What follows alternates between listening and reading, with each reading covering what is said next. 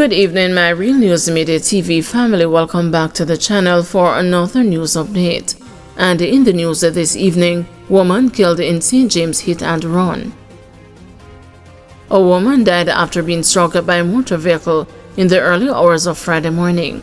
The woman, who has not yet been identified, was struck by the vehicle as she attempted to navigate sections of Howard Cook Boulevard around 4 a.m. She suffered what seemed to be several broken bones and internal injuries, which proved fatal. The driver, it is alleged, did not stop at the scene at the time of the incident. She was taken to hospital, where she was pronounced dead. The police are now investigating the matter. Body of Trelawny man found at home with gunshot wounds. Trelawny has now recorded at least 19 murders since the start of the year, the tally increasing after the fatal shooting of a man in the Brixton Road community on Thursday afternoon. Dead is 47-year-old Raman Dobson of the community. Reports from the Falmouth police are that about 3 p.m., a resident discovered Dobson's body at his home and alerted them. On their arrival, Dobson was seen inside the house with gunshot wounds to the upper body. He was pronounced dead at hospital.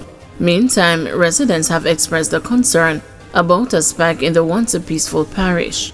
Marvin Robinson told the news that crime is becoming prevalent in Trelawny.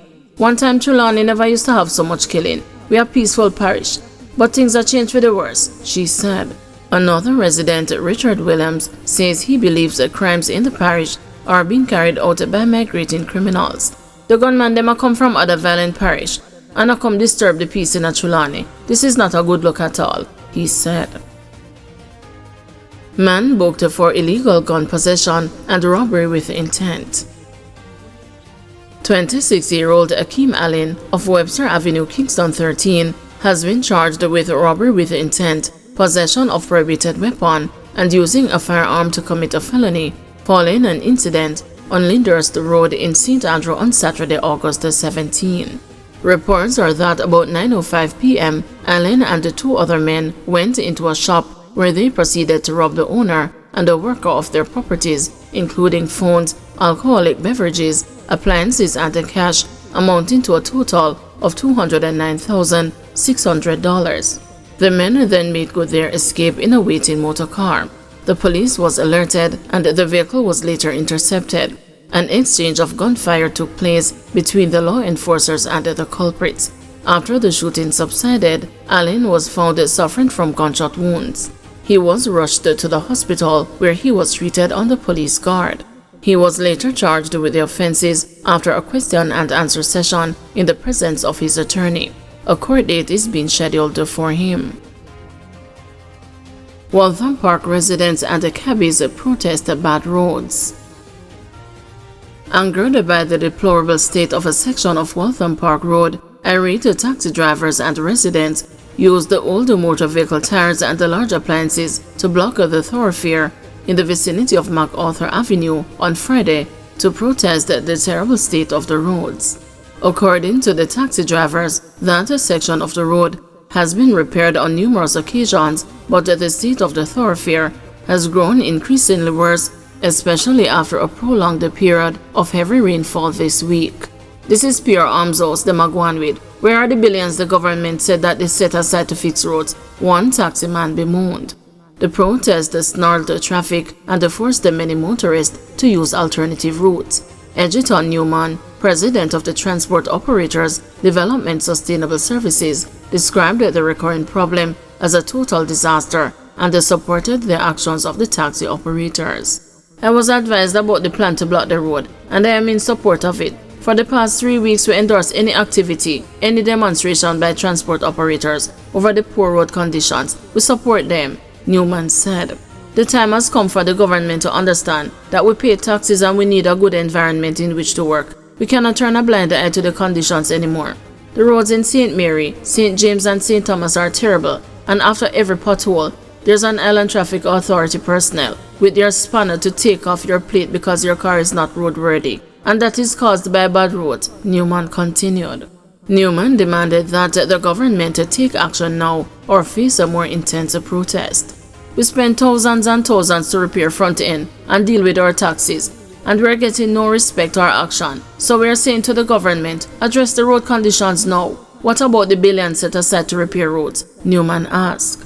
Meanwhile, Member of Parliament for St. Andrew Southwestern, Angela Brown-Burke, said while the roads in the area have been identified for rehabilitation work to be done under the Shared Prosperity through accelerated improvement to our road network program, it is a shame that every year persons have to come and create a big thing for any work to be done. I would certainly understand the anger and the frustration of the persons that use that thoroughfare, both in terms of motorists as well as pedestrians, because the truth is, it is in bad conditions, and quite frankly, it is a road that we have spoken about on so many occasions. It is one of those roads that we have identified, certainly from southwest St. Andrew perspective, for Spark, because it is a road that is the responsibility of the National Works Agency, she added. The MP outlined that temporary work has been done on roads within the southwest and east central St. Andrew communities, but says a more permanent solution needs to come to fruition. I think last year we had similar issues on the portion that was closer to west central St. Andrew. Year before that, we had similar issues closer to where this one is taking place. We spoke to NWA, got some intervention, but I think it is really a shame that every year persons have to come and create a big thing for any work to be done, she said. It does need to be fixed, and it needs to be done urgently. Mass killer Roshane Barnett requests a new attorney, refuses to abandon appeal. Roshane Barnett, the man convicted and sentenced to life for hacking his cousin Kimisha Wright and her 4 children to death in 2022, has refused to abandon his appeal despite his lawyer advising against it. Barnett's court-assigned attorney, Kemar Robinson, informed him that he was unable to find any legal basis to challenge the ruling of Supreme Court Judge Justice Leighton Pusey, who had sentenced Barnett to 5 life sentences. Barnett is eligible for parole after serving 61 years and 8 months. Barnett is appealing his sentences on the basis that they were excessive. The matter was heard in part on Monday, at which time Robinson was told by the court to get written instructions from his client.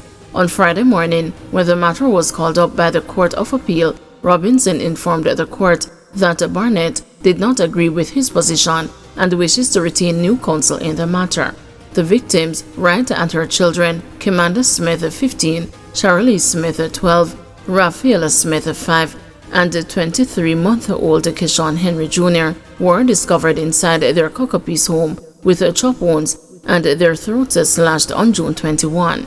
According to Barnett, his cousin, who operated a shop at the premises where she lived, had disrespected him in the days before the murders.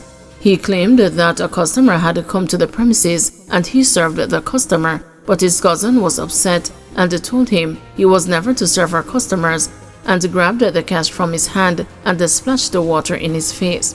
He said he was offended from that instant. A subsequent interaction with his cousin, he said, led to the stabbings.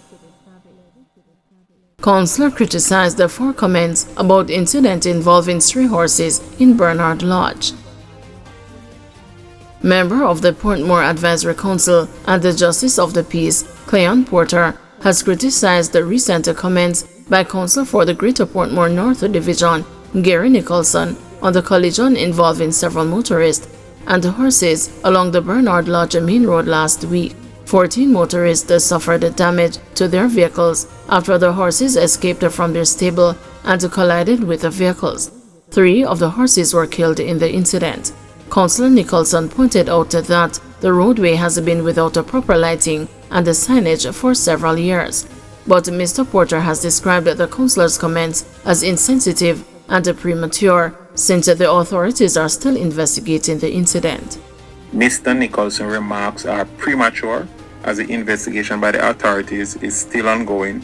His comments suggest conclusion about the cause of the accident before any official police report has been made. These reckless remarks could potentially affect the insurance claims and compensation for the motorists involved. It is irresponsible to assign blame before the investigation is complete, and such statement may delay or even deny rightful compensation to the victim. I am therefore calling on Mr. Nicholson to retract his statement and publicly apologize to all 14 motorists affected by this unfortunate incident. According to the National Works Agency, Section 17 of the Main Road Act grants the police and the director of the agency the authority to impound or destroy animals trespassing on the main road. This law needs to be enforced rigorously to prevent future tragedies. Section 22 of the same Act stipulates that owners of animals tethered on or straying onto the road are liable to a fine. Though the current penalty, just $4, is outdated and ineffective, Section 30 gives the director the power to sue owners of such animals. The Keeping of Animals Act 1979 in Section 7 states that any owner who allows prohibited animals to be at large in a restricted area is guilty of an offense, punishable by a fine of up to $400 or 6 months imprisonment. These penalties are inadequate in ensuring compliance with the laws. Thank you everyone for watching. See you tomorrow morning at 6 a.m. for another news update.